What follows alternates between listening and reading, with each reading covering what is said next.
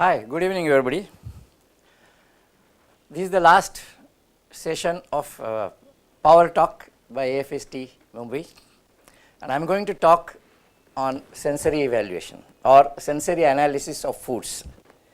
In my first talk, I had talked on product development, and sensory analysis or sensory evaluation is a very important tool which plays a great role in product development.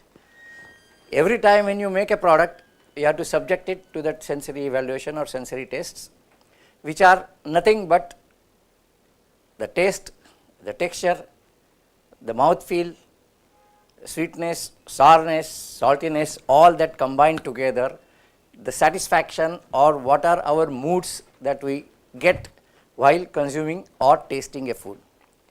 This was an arbitration till about 2 decades ago. Now it has become a perfect science with all scientific backgrounds and technologies in place. We do get complete sensory evaluation instruments where you feed the samples and your profile is printed out like GCMS or some other instruments, high-end instruments. But that also is an indication, because ultimately the taste buds, which are dependent on the time of tasting, the occasion of tasting, the mood of the taster, and his overall physical fitness for the tasting. The food testers or the sensory analysts are trained, their taste buds are kept active, and their threshold limits are every time, at least every quarters, they are tested for their valuation.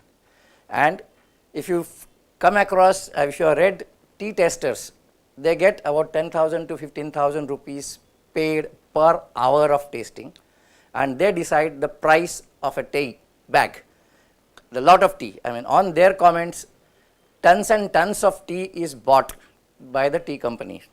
Similarly, the wine testers are also highly paid, and this is a very good profession, and I would appeal to budding food technologists to take up this today.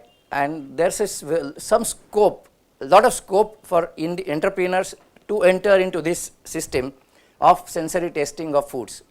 Most of the R&D centers do have that. Some of them are very professional, because you need a sensory testing lab which is an isolated one. The taster should not see who is serving the food. There are in between the samples, you have to taste some neutralizing agents like soda or murmura or bread, depending upon the product and the profile that you are tasting in.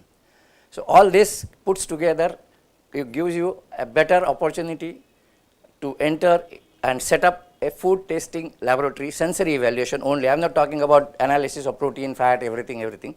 That's not required. Just concentrate on sensory evaluation, train the people.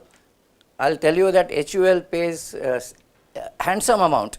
They pay about 1,000 rupees per hour, pick up and drop from your house at least twice a day, and at a session is about 3 to 4 hours in a day, during which they taste the food products, they taste their cosmetics, toothpastes, everything. I mean, each tester is a different.